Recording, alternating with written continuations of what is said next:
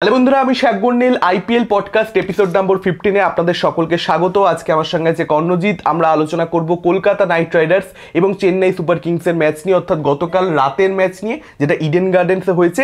এবং আমাদের প্রেডিকশন ছিল কেকেআর জিতবে। কেকেআর সত্যি বলতে জিতছিল, কিন্তু চেন্নাই সুপার কিংস শেষ অব্দি ম্যাচে জিতে গেছে।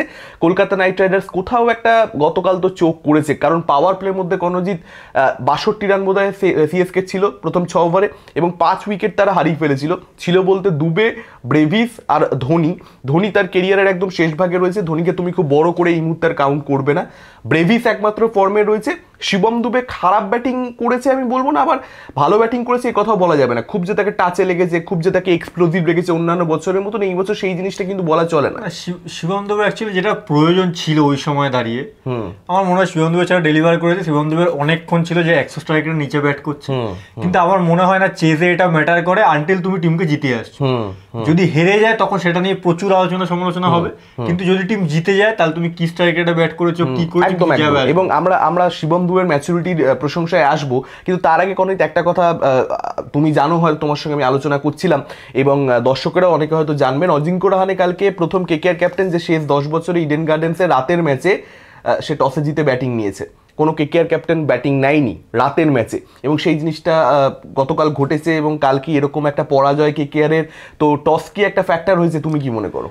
দেখো, টস আমার মতে ভুল ডিসিশন ছিল না, কারণ কেকেআরের যেরকম ফর্ম চলছে, কেকেআরেরও চেজে একটু প্রবলেম হচ্ছে, এবং যখনই ফার্স্ট ব্যাট করছে একটা ফ্রি মাইন্ডে খেলা যায়, যেটা কেকেআরের প্রয়োজন ছিল। এবং এগেন 180 রান চেস করতে পারে না সিএসকে, এইসব অনেক কিছু ফ্যাক্টর ছিল, যার জন্য হয়তো ফার্স্ট ব্যাটিং নিয়েছে। এবং ফার্স্ট ব্যাটিং না খুব একটা প্রবলেম হয়েছে বলে আমার মনে হয় না। প্রবলেমটা হয়ে গেছে ওদের ব্যাটিংয়ে, ঠিক আছে, কারণ সিএসকে ব্যাটিংয়ে, কেকেআরের ব্যাটিং। আচ্ছা, কারণ হচ্ছে যে 180 রান, এটা আমরা আগের দিনই বলেছিলাম যখন প্রিভিউ করেছিলাম, যে মানে 100 রান মতো 95, 90, 200 এই রানটা দরকার। এটা ইডেনে পাস করছে এইটা, ঠিক আছে, মানে এটা তোমাকে করতে হবে মোটামুটি, যেরকমই পিচ দিকে একটা তোমাকে এটা করতে হবে।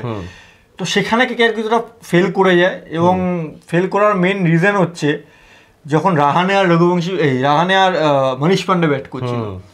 এখানে আমি এর আগে একটা পডকাস্টে বলেছিলাম যে সিসোডিয়ার জায়গায় মনীষ পান্ডেকে ফিট করা উচিত, তার কারণ হচ্ছে যেরকম ভাবে কোল্যাপস করছে স্টেবিলিটি দেবে।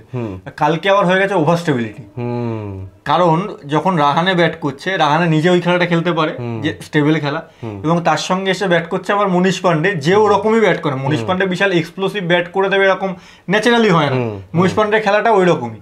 এবার মাঝখানে অনেকটা ফেজ বিষয়টা ওরকম থেকে গেছে, যার জন্য আমার মনে হয় কেকেআরের ব্যাটিং হচ্ছে 180 রান হয়েছে আফটারঅল গিয়ে, এটা হচ্ছে ওই জায়গাটা অনেকটা সমস্যা হয়ে গেছে। তোমার পয়েন্ট হচ্ছে যে পার স্কোর কালকে কেকেআর তুলতে পারেনি, এটা হচ্ছে প্রথম সমস্যা। কেকেআর 10-15 রান তো কম ছিল শুরুতে, এটা আমারও সত্যি বলতে মনে হয়েছে। এবং মনীষ পান্ডের যে ব্যাপারটা, কালকে অ্যাকচুয়ালি জায়গাটা এমন ছিল, কালকে এগেন ব্যাটিং অর্ডারে কোথাও একটা সিদ্ধান্ত নেওয়াতে কেকেআরে ভুল হয়েছে।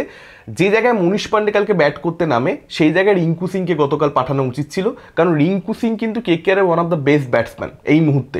এবং সেই প্লেয়ারটাকে 17 ওভার, 18 ওভার, 16 ওভার, হ্যাঁ, 6 ডাউন, 7 ডাউন, 8 ডাউন, মানে এইটা আমার মতে ঠিক নয় আর কি। রিঙ্কু সিংকে, রাসেলকে যেরকম তুমি যতটা সম্ভব এখন ম্যাচে রাখার চেষ্টা করছো, সেম জিনিসটা তোমাকে রিঙ্কু সিং এর ক্ষেত্রেও করতে হবে। মনীষ পান্ডে তোমার কখন নামবে? যখন তোমার ড্যামেজ কন্ট্রোল করতে হবে। মনীষ পান্ডে এখন তোমাকে ম্যাচ বের করে দেবে না, ম্যাচ উইনিং পারফরমেন্স। এটা মনীষ পান্ডের একটা বয়স হয়েছে, দেখো বয়স হলে প্লেয়ারদের ধার কমে, এটা সত্যি কথা। সেখানে রিঙ্কু একটা ইয়াং ব্লাড এবং যে টাচে রয়েছে, কিন্তু যার কিন্তু কিছু ইনিংস হয়তো ছোট ছোট ইনিংস, কিন্তু আগের দিনও তুমি দেখো না, আগের দিন সেদিনকে 6 বলে 17 করলো না, এরকম কিছু একটা সে ভালো খেললো, হঠাৎ করে নেমে ডিফিকাল্ট কাজ রিঙ্কুর জন্য, সেটা কিন্তু সে করতে পেরেছিল। তো রিঙ্কুকে আমার মনে হয় মনীষ পান্ডের জায়গাতে নামানো উচিত ছিল। অ্যাকচুয়ালি মনীষ পান্ডে জায়গা নেমেছে, আমার ওই জায়গাটা খুব একটা প্রবলেম মনে হয়নি, ঠিক আছে, কিন্তু এমন একটা প্লেয়ার চাই যে পরে গিয়ার আপ করতে হবে। আমার মনে হচ্ছে এই জিনিসটা অনেকক্ষণ লম্বা হয়ে গেছে, যেটা অতক্ষণ প্রয়োজন ছিল না। আর তুমি বলছো রিঙ্কুর কথা যেহেতু বললে, আমি বলবো যে রিঙ্কুর জায়গায় আমার মনে হয় বেটার অপশন সেখানে হয়তো মেবি রাসেল ছিল। তার কারণ হচ্ছে মনীষ পান্ডের হচ্ছে স্পিনার এগেনস্টে স্ট্রাইক রেট খুব খারাপ, যে জিনিসটার জন্য কিন্তু অ্যাকচুয়ালি ট্রাভেলে পড়েছে, কারণ দুজনেই যারা খেলছে তারা দুজনেই স্পিন খারাপ খেলে, এবং পরপর খালি স্পিনিং অ্যাটাকই হয়েছে, ঠিক আছে। এবার এই জিনিসটা মাথায় রেখে যদি সেই জায়গায়, কারণ রিঙ্কুরও স্পিনার এগেনস্টে স্ট্রাইক রেট খারাপ, সেই জায়গায় মাথায় রেখে যদি রাসেলকে নামানো হতো, কারণ রঘুবংশী নেমেছিল, রঘুবংশী মোটামুটি এই বছর আমরা যা দেখেছি ভালোই স্পিন খেলে, ঠিক আছে। তো রঘুবংশী যখন আউট হয়ে যাচ্ছে তখন আমার মনে হয় রাসেলকে আনা যেতে পারতো, তার কারণ এই টিমে একমাত্র রাসেলই আছে যে স্পিনের এগেনস্টে ভালো খেলতে পারে, একদম, মানে তার স্ট্রাইক রেট ভালো এবং অ্যাভারেজও ভালো, অ্যাকচুয়ালি এটা ভালো পয়েন্ট। এবং তবে আমি যেটা বলতে চাই সেটা কি বলতো, যে রিঙ্কু সিং যদি আগে নামতো সেক্ষেত্রে কি হতো, যে ফায়ার পাওয়ারটা একটা প্লেয়ার শেষ অব্দি ব্যাট করলে তার লাস্টে গিয়ে যেভাবে ক্যাপিটালাইজ করা উচিত সেটা রিঙ্কুর করবার পটেনশিয়াল সেটা মনীষ পান্ডে এই মুহূর্তে পাচ্ছে। রিঙ্কু তো অ্যাকচুয়ালি ওয়েস্ট হচ্ছে, রাসেলের জায়গাটা তুমি দেখো, রাসেলের জায়গাটা কিন্তু আমার তো ঠিকই ছিল, কারণ রাসেল যে জায়গায় ব্যাট করতে পেরেছে সেটা যথেষ্ট আগে ছিল গতকাল, এবং আউটও কিন্তু 3 ওভার আগেই হয়ে গেছে। এমন নয় যে 20 ওভার অব্দি ব্যাট করেছে, আরো চাইলেও ব্যাট করতে পারতো, বরং রিঙ্কুর আমার মাঝে পোটেনশিয়াল ওয়াইজ তো ততটা বল খেলতে পারছে না। হ্যাঁ অ্যাকচুয়ালি রিঙ্কুকে তো মানে অ্যাজ এ ফিনিশার মানে দাগিয়ে দেওয়া হয়েছে একরকম, এটা আমার মতে রিঙ্কু শুধুমাত্র অ্যাজ এ ফিনিশার তো নয়। আমার মনে হয় না এই ধরনের মাইন্ডসেট ঠিক, যে এ ফিনিশার তো একে পাঠাবো না। রাজস্থান রয়্যালস হেডমানের সঙ্গে এই ভুল করছে, তারা ভুগছে, কেকেআর কে ভুগতে হচ্ছে। এই মাইন্ডসেটটার থেকে বেরোতে হবে কেকেআর কে আগামী বছরগুলোতে সফলতা পাওয়ার জন্য, কারণ রিঙ্কু সিং কেকেআর অনেক বছর খেলবে, এটা শুধুমাত্র এই সিজনের মামলা নয়। এবং কেন হয়েছে মনীষ পান্ডের এরকম একটা ইনিংস, তার পেছনে কারণ কিন্তু সিএসকে এর ভালো বোলিং। কালকে উইকেটে স্পিন ছিল, প্রথম কথা হচ্ছে এইখানে আমি কেকেআর এর বোলিং নিয়েও আসবো। জাদেজা কালকে শার্প টার্ন করিয়েছে, অন্যদিকে নূর আহমেদ ভালো বোলিং করেছে, এবং তার সঙ্গে সঙ্গে অশ্বিন কিন্তু কালকে প্রথম ওভারে পাওয়ার প্লের মধ্যে মার খেয়ে গেল, সেখানে কিন্তু তারও একটা কামব্যাক, আমরা প্রপার কামব্যাক দেখতে পেয়েছি। সে কিন্তু 6-এর ইকোনমিতে কালকে বল করেছে। এবং এই যে ম্যাচ আপের কথা আমরা বলি, যেটা প্রচণ্ড বেশি গুরুত্ব দিচ্ছি ইয়ং ক্যাপ্টেনরা, নতুন ফ্র্যাঞ্চাইজিগুলো আমরা দেখতে পাচ্ছি, নতুন কোচেরা টি20 ফরম্যাটে, MS ধোনি ম্যাচ আপে বিশ্বাস করে না। MS ধোনি কালকে নারিনের সামনে আবার অশ্বিন কেড়ে দিয়েছে। নারিন কিন্তু অশ্বিনকে প্রচণ্ড ভালো খেলে, প্রচণ্ড তার স্ট্রাইক রেট আপ থাকে, বিশেষ করে পাওয়ার প্লের মধ্যে, তা সত্ত্বেও সে এনে দিয়েছে, এবং সেটা আমরা দেখতে পেয়েছি ব্যাকফায়ার করেছে সিএসকে এর জন্য।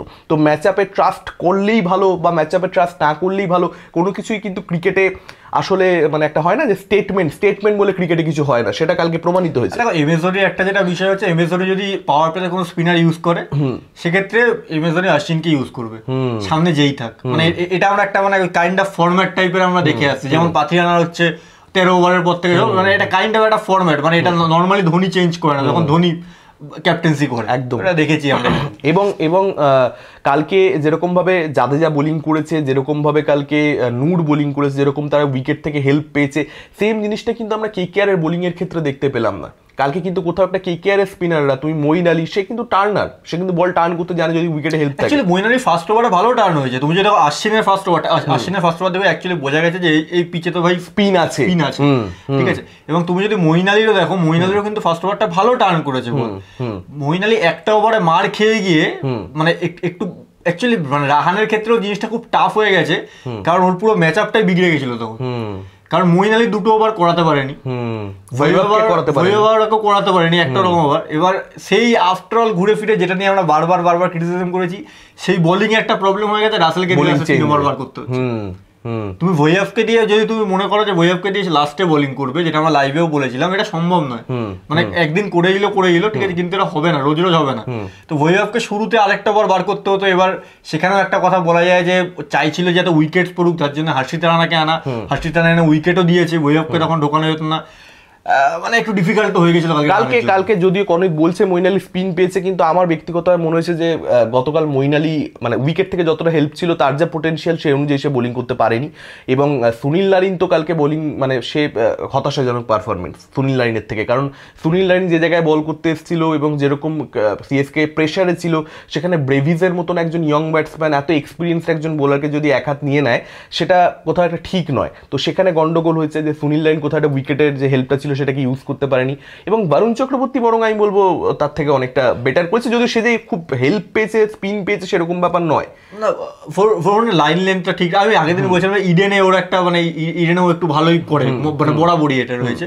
এবং নাইনের ক্ষেত্রে কেউ দেখো, নাইন একটা বার মার খাওয়ার পরেও হয়তো কত খুব 7.5 বা 8 ইকোনমি রয়েছে মনে হয় ম্যাক্স টু ম্যাক্স, ঠিক আছে। মানে 71 একটু হতেই পারে। আর ব্রেভিসের ওই জায়গাটা পার্টিকুলার তখন দেখবে একটু হাওয়া দিচ্ছিল, ঠিক আছে। ডিএলএস পার্স কোড দেখাচ্ছিল, ডিএলএস পার্স কোড থেকে না ওরা একটু পিছিয়ে ছিল, ঠিক আছে। এবার ব্রেভিস ওই সময়টা এক হাত নিয়েছে, তার কারণ এটাও একটা যে করে তখন নিতে হতো, কোনো কারণে যদি বৃষ্টি নেমে যায় এবং ম্যাচ যদি শেষ না হয়, তাহলে ওখান থেকে সিএসকে হেরে যেত। এই কারণে একটা যে মানে ভালো বল করলেও বা মানে নাইন অ্যাকচুয়ালি কালকে ঠিকঠাক বল করে, ঠিক আছে, খুব ভালো বা খুব ইম্প্যাক্টফুল আমি বলবো না। আর নাইনের তো অ্যাকশন চেঞ্জের পর থেকে টার্ন একটু প্রবলেম হচ্ছে, এবারে পিচে টার্ন থাকলেও নাইন যে বিশাল টার্ন পেয়ে যাচ্ছে এরকম না। তো ওই সময় ব্রেভিস একটু এক হাত নিয়েও নিয়েছে এবং লারিন ওই একটা ওভারে একটু মার খেয়ে গেছে। আর একটা জিনিসে এখানে আসবো যে পার স্কোরের বিষয়টা যেটা তুমি বললে যে কেকেআরের কিছুটা রান কম হয়েছে, সেটার কারণ কিন্তু যেটা একটু আগে বলছিলাম যে রাসেল অনেকটা আগে আউট হয়ে গেছে। রাসেল 20 ওভার ব্যাট করতে পারেনি, 20 ওভার ব্যাট করলে স্কোরটা আমরা 215 দেখতে পেতাম, কে বলতে পারে।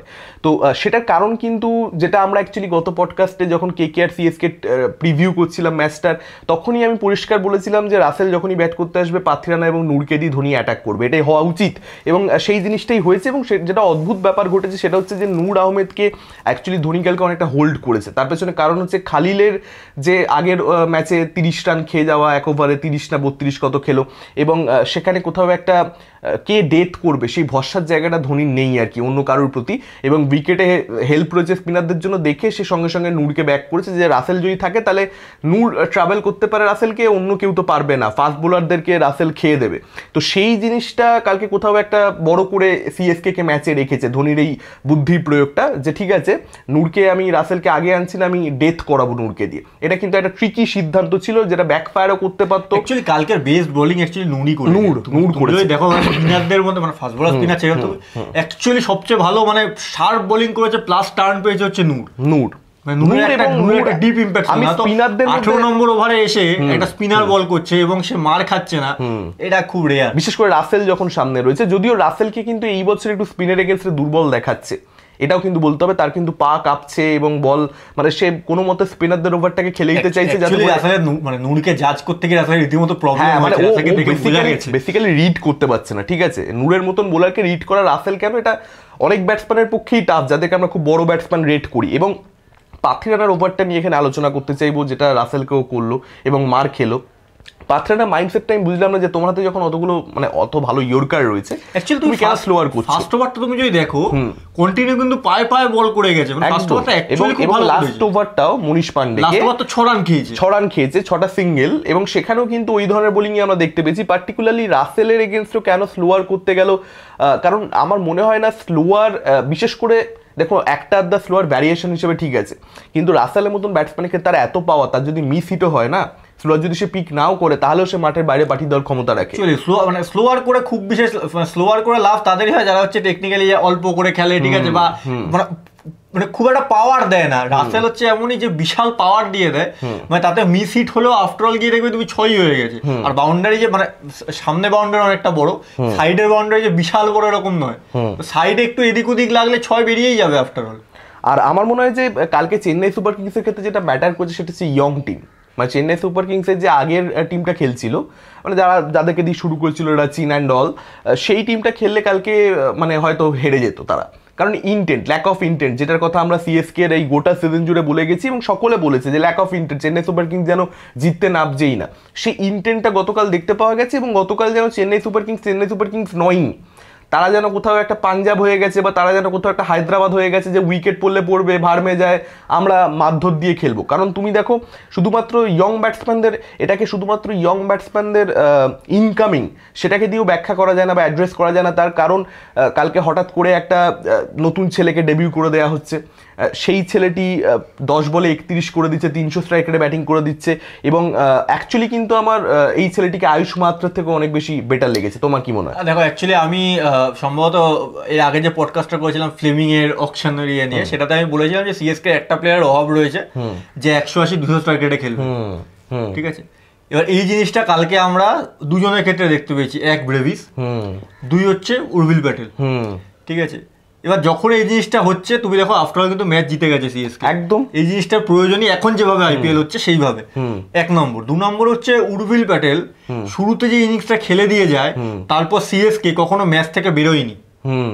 মানে একটা যে রান আর বলের যে গ্যাপটা, তোমার উইকেট হয়তো পড়ে গেছে, কিছুটা ধরে নিয়ে ছিল না, কিন্তু রানের প্রেসার কখনোই ছিল না। কালকে যদি ওই ইনিংসটাই না হতো, মানে 99% টাইম তুমি দেখতে কেকেআর কালকে জিতে গেছে। একদম একদম, আমি সম্পূর্ণরূপে এগ্রি করি। এতটা এগিয়ে দিয়ে গেছে, কারণ পাওয়ার প্লেতে সিএসকে যেটা হয় ওটা আনলাইক কালকে হয়েছে।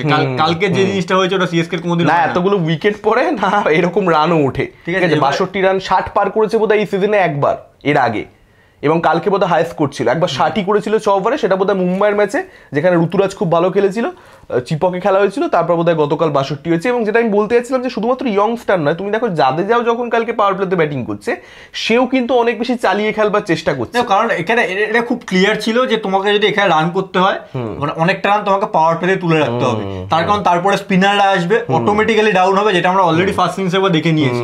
তো পাওয়ার প্লেতে তুমি যত বেশি রান তুলে রাখবে ততটা তুমি এগিয়ে থাকবে, এবং সেখানে উর্বিল যেরকম খেলেছে ও তো অলরেডি অনেকটা এসিএসকে কে এগিয়ে দিয়েছে। এবং আমার আরও একটা জিনিস এখানে কালকের ম্যাচে মনে হয়েছে যে ফিল্ডিং, কেকেআরের ফিল্ডিং কালকে কিন্তু কেকেআরের ফিল্ডিং একটু স্লপি ছিল, মানে আরও বেটার ফিল্ডিং এই ধরনের ম্যাচে অ্যাকচুয়ালি ডিমান্ড করছিল, যে জিনিসটা কালকে কেকেআরের ফিল্ডাররা ডেলিভার করতে পারেনি। দেখো একটা বিষয় তো মানে আমি এখানে ওয়েবারের ওভারটা নিয়ে আসবো, ওয়েবার খুব বাজে বল করেছে এটা, এবং এটা আমরা এর আগেও বলেছি, মানে হবে না এই যদি তুমি মানে মনে করো যে পরে বার করবে, কারণ ওয়েবকে এক হাত নেবেই, ওয়েবকে এক হাত নেবেই, মানে অন্য যে কোনো বলারের থেকে সবচেয়ে ইজি হবে হচ্ছে পাওয়ার প্লের বাইরে ওয়েবকে এক হাত নেওয়া, এটা নিয়ে আমরা আগে আলোচনা করেছি, মানে খুব বাজে কিন্তু তাছাড়াও আমি আরেকটা কথা বলবো, রঘুবংশী এটা মিস করে ব্রেভিসেরই, তখন সম্ভবত ব্রেভিসের 26 রান ছিল, একদম মিস জাজ করে বেসিক্যালি, ঠিক আছে, তারপরে ওভারটা 30 রানের হয়, ঠিক আছে, ওই বলটা হচ্ছে ওটা সম্ভবত ফার্স্ট ছয় ছিল, ফার্স্ট বল, ঠিক আছে, মানে ওই মিস মানে অ্যাকচুয়ালি যে ক্যাচ মিস তো ম্যাচ মিস এই কথাটা যে রয়েছে একদম, ঠিক আছে, এটা মানে কালকে কতটা গুরুত্বপূর্ণ এটা কেকেআর বুঝে গেছে ওই একটা জায়গাতেই, কারণ অ্যাকচুয়ালি ওটা কিন্তু ক্যাচ হয়, জেনুইন ক্যাচ হয়, ওটা আইপিএল লেভেলে আজকের দিনে কোনো ব্যাপারই নয়, ওটা মানে ওটা তো দাঁড়িয়ে থাকলেও হাতেই আসতো, ওটা মিস জাজমেন্ট হয়ে গেছে, এবং ওখানে একটা এত বড় ভুল হয়ে গেছে ওই জায়গাটা থেকে, তারপরে আর ম্যাচে তারপরে ওভারটা যা হলো আমরা দেখতেই পেয়েছি, মানে বাজে বোলিং হয়েছে, সেরকম ভাবে মারও খেয়েছে, খুব স্বাভাবিক, সেটা খাওয়াই উচিত, ব্রেভিস একটা ওভার পেয়েছে এবং সে সিএসকে একটু রানার বলের ডিফারেন্সটা তৈরি হচ্ছিল, ও পার্টিকুলার ওই ওভারটা ক্যাপিটালাইজ করে ওই জায়গাটা পুরো সরিয়ে দিয়ে গেল, তারপরে ধোনি আর দুবে যাতে আরামসে ব্যাট করতে পারে।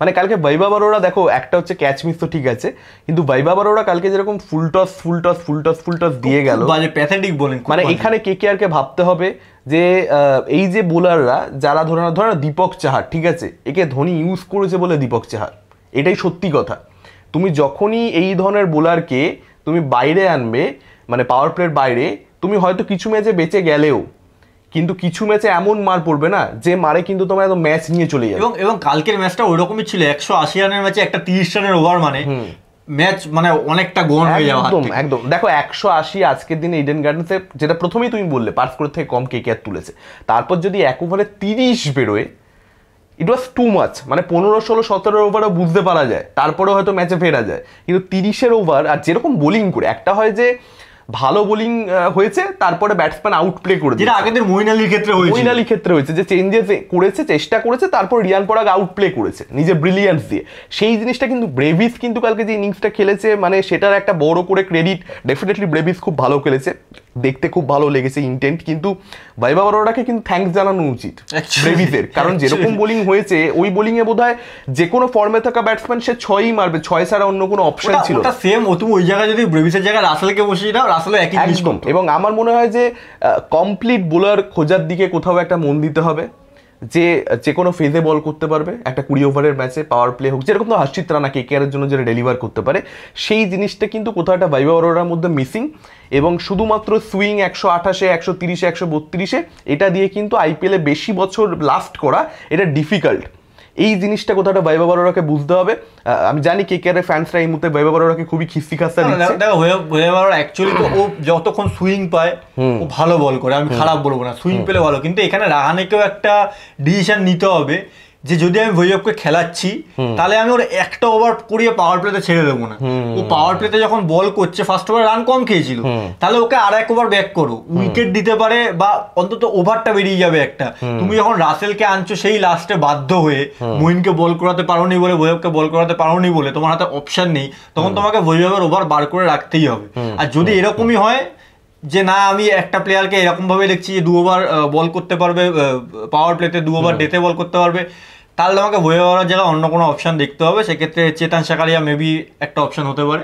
চেতন সাকারিয়াও তো অ্যাকচুয়ালি মানে খুব যে একেবারে সেও বা নয়তো ওভারসিজ প্লেয়ারের দিকে যেতে হবে, কিছু করার নেই, কারণ এই জিনিসটা আমরা এর আগেও বলেছি, আমার মনে হয় মিনি অকশনে কোনো ভালো ফাস্ট বোলার কেকেআর তোলা উচিত, কোনো ইয়ং ভালো fast bowler, Indian fast bowler KKR actually তোলা উচিত। এছাড়া বৈভব খুব মানে খারাপ বলে আমি বলবো না। না দেখো এই বৈভব বড়োরা ভালো, এই বছরের শুরুতে তুমি দেখো প্রথমের দিকে উইকেটও পাচ্ছে, একটু এক্সপেরিয়েন্স ও নিজের জায়গাতে নিজে ভালো, ঠিক আছে, কিন্তু ব্যাপার হচ্ছে স্কিল এক্সপেরিয়েন্সের সঙ্গে স্কিলেরও অভাব রয়েছে, মানে আর জিনিসটা লিমিটেড হয়ে যাচ্ছে। হ্যাঁ হ্যাঁ যখন লিমিটেড হয়ে যাবে আইপিএল এর মতো জায়গায় তুমি লিমিটেড ইয়ে নিয়ে তো, কারণ একটা ক্যাপ্টেনকেও তো একটুখানি ফ্রি ফ্লো থাকতে হবে, মানে যে আমি একটা বোলারকে আমি শুরুতে আজকে 2 ওভার করাবো না, আমি পরে করাবো, তাকে যদি বেঁধে দেওয়া হয় যে না এই বোলারটার ক্ষমতা এইটুকু, তাই জন্য আমাকে 2 ওভার শুরুতে করাতেই হবে, ম্যাচ কন্ডিশন যাই হোক না কেন। এবং ক্যাপ্টেনের ক্ষেত্রে খুব ডিফিকাল্ট হয়ে যখন তুমি একটা ওভারসিজ প্লেয়ার নিয়ে নামছো না, তোমার কাছে দুটোই মেন ফাস্ট বোলার, এবার মানে বাই ডিফল্ট কি হয়, মানে দুটো ফাস্ট বোলারই তো ডেথ করে, এটা খুব ন্যাচারাল। এবার সেখানে তোমাকে যদি মানে রাসেলকে অ্যাজ এ বোলার ইউজ করে তোমাকে, তুমি যদি রাসেলকে বলার না ধরে, আমি সেই হিসেবে বলছি, তোমার রাসেলকে একটা বলার ধরে বের করতে হচ্ছে, হতেই তো পারে একদিন কেউ মার খেয়ে গেল, সেই তো তোমাকে ওই ওভারটা বাদ দিতেই হবে, তখন তুমি কি করবে? অ্যাকচুয়ালি রাসেল কালকে MS ধোনিকে যে ফুল টসটা করেছে 1 ওভারে 8 বাকি, অ্যাকচুয়ালি ম্যাচ তখন গন হয়ে গেছে, ম্যাচ অলরেডি অনেক আগে থেকেই গন হয়ে গেছে। এটা দুজন মিলে অনেকে বলতে পারে যে টুকটুক করছে, টেস্ট খেলছে, ঠিক আছে, আমার খেলা ছিল, আমার মনে হয় যদি হেরে যেত তাহলে অনেক কিছু বলা যেত। যতক্ষণ না টিম হারছে, কি স্ট্রাইক রেটে খেলেছে, কে কি খেলেছে, আফটার তো 6 বলে 9 বাকি ছিল না, কালকে যদি হারতো তাহলে আমার মনে হয় যারা ক্রিকেট বোঝে তারা বলবে কালকে দুবে এবং MS ধোনি ঠিক কাজ করেছে, ওই জায়গায় ওটাই দরকার ছিল। হেরে গেলেও মানে একটু বেশি স্লো খেলা হয়েছে, ঠিক আছে কালকে।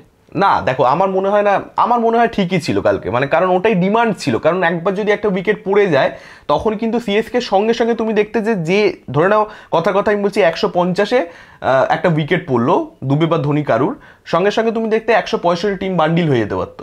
হ্যাঁ হতেই পারতো। সেই জায়গা থেকে ওরা কোথাও একটা হোল্ড করেছে যে MS ধোনি পুরোপুরি সিঙ্গেল দিয়ে যাবে দুবেকে, এবং লাস্টে যখন 1 ওভারে 15-17 বাকি, কথা যদি সেটাও থাকতো তাহলে ধোনি, এটাই হচ্ছে ধোনির স্ট্র্যাটেজি থাকে বেসিক্যালি, যে ভাই লাস্ট ওভারের জন্য তুমি বেশি ফেলে রাখো, তার আগে অব্দি তুমি উইকেটটা বাঁচিয়ে যাও। না এটার জন্য আমি বলছিলাম, তার কারণ দুবে হচ্ছে লাস্টে 6 মেরে জিনিসটাকে ক্যাপিটালাইজ করে নেয় না, যদি লাস্টে 15-17 তাহলে কালকে চাপ ছিল। হ্যাঁ আমি এটাই বলছি যে এই খেলাটার জন্য যদি লাস্ট অব্দি 15-17 বাকি থেকে যেত তাহলে তো ভাই একদম। তবে আমি এখানে প্রশংসা করবো হচ্ছে অ্যাকচুয়ালি শিবম দুবে, এটা ধোনির প্রশংসা নয়, ঠিক আছে, ধোনি কালকে যেটুকু করেছে সেটুকু মিনিমাল, ওটা ধোনি স্ট্যান্ডার্ড কেন, যে কোনো ফিনিশার স্ট্যান্ডার্ডে তুমি বিশাল প্রশংসা আমি করবো না। অ্যাকচুয়ালি ধোনি চেয়েছে ওটাই করতে, ঠিক আছে, ধোনি কি 6 মারতে পারতো কি না পারতো আমি জানি না, ঠিক আছে, ধোনি যেটা বেস্ট পারতো ওই জায়গায় দাঁড়িয়ে আমার মনে হয় এখন যাওয়ার অবস্থা ও সেই কাজটা করেছে। এবং শিবম দুবে কালকে তুমি দেখবে যে শুধুমাত্র যে মানে সিঙ্গেল রোটেট করে গেছে তা নয়, কিন্তু দেখবে লাস্ট 4-5 ওভারে হর্ষিত রানার ওভারে হোক,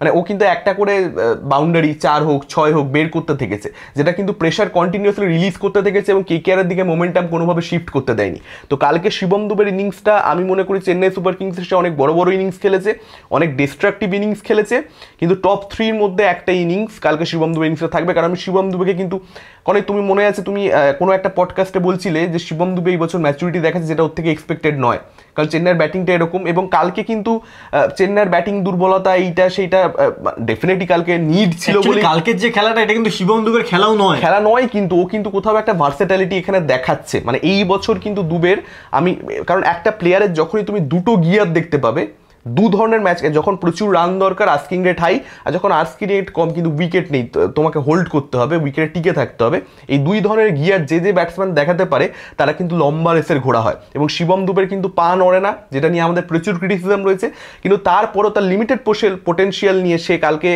যে মেন্টালিটি দেখিয়েছে, যে ইন্টেন্ট দেখিয়েছে উইকেটে থাকবার, হ্যাটস অফ শিবম দুবে কালকে, মানে ব্রেভিসের থেকেও আমি কোথাও একটা কালকে, অনেকে বলবে ব্রেভিস ডেফিনেটলি টার্নিং পয়েন্ট, কিন্তু সেটা বৈভব বড়োরার ভুল, সেখানে ক্যাপিটালাইজ করছে ব্রেভিস, কিন্তু শিবম দুবে কিন্তু কালকে রিয়েল ম্যাচুরিটি দেখিয়েছে। এবং ম্যান অফ দ্য ম্যাচ গতকাল কাকে দেওয়া হয়েছে জানো কি? আমার খেয়াল নেই, তবে যাকেই দেওয়া হোক না কেন শিবম দুবে আমার মনে হয়, অ্যাকচুয়ালি দেখো দুবে ব্রেভিস আমার কাছে অ্যাকচুয়ালি আমি মনে করি নূর না, তাহলে উর্বিল প্যাটেল। আচ্ছা, ও যদি পাওয়ার প্লেট ওই রানটা না দিত, সিএসকে এই যে গ্যাপটা, যে 20 রানের গ্যাপটা ও মেকআপ দিয়ে গেছে, এই গ্যাপটাতে গোটা ম্যাচ জুড়ে চলতো, কারণ সিএসকে যেভাবে ব্যাটিং আমরা দেখে এসেছি মাঝখানে ক্যাপিটালাইজ সিএসকে খুব একটা করতে পারেই না। আমার মনে হয় ওই ইনিংসটা মানে প্রচন্ড খুব ছোট ক্যামিও, কিন্তু খুব গুরুত্বপূর্ণ কথাটার সঙ্গে আমি মানে কালকে অ্যাকচুয়ালি সিএসকে এর জন্য অনেক কিছু পজিটিভ হয়েছে, অনেকগুলো প্লেয়ার একসঙ্গে ডেলিভার করেছে, মানে তুমি শিবম দুবের ইনিংসটাকে ফেলে দিতে পারবে না, কারণ মানে যে সময় শিবম দুবে কাউকে তুমি শিবম দুবেকে ফেলতে পারবে, তুমি নূরকেও ফেলতে পারবে না। নূর 18 নম্বর ওভারে এসে রিলিভার করছে, পাথিয়ানাকে কি করে ফেলবে যে 6 বলে 6টা রান খাচ্ছে লাস্ট ওভারে এসে? তো তাও ঠিক আছে, আমি বলতে পারি যে পাথিয়ানা যেটা করে সেটাই করে, ঠিক আছে, এটা করবার জন্য নূর আর কি এটাই ডেলিভার করে থাকে। তো সবকিছু মিলিয়ে চেন্নাই সুপার কিংসের জন্য গতকাল অনেক কিছু ঠিক গেছে এবং কলকাতা নাইট রাইডার্সের জন্য অনেক কিছু ভুল গেছে এবং অনেক জায়গা নিয়ে কেকেআরকে ভাবনা চিন্তা করতে হবে।